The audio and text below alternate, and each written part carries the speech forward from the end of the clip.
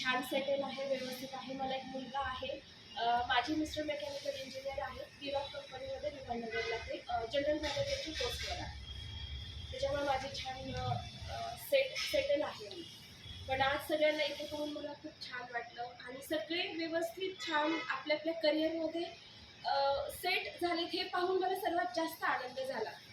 यातली अर्धी मुलं तर मला आठवत नाही आहे, कारण मी स्वतः खूप मागे बसायची. नेहमी मला सर पुढे बसवायचे, पण मला कधी ते पुढे बसण्यामध्ये इंटरेस्ट आलाच नाही.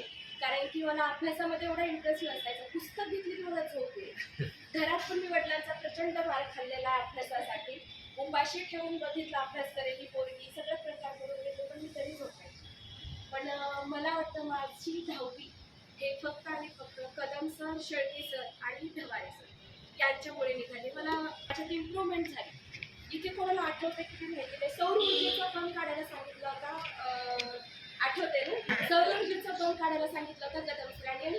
आणि कदम सरांनी मला असंच 2 दिवस आधी सांगितलं होतं की आशा पवार, तू असा एक तरी पिरियड असावा की तू न मार खाता बसा, पुढे जायचं. तुझा भाऊ रितेश किती हुशार आहे आणि तू काय अभ्यास करायला. मी खूप सिरियस झाली. मला वाटतं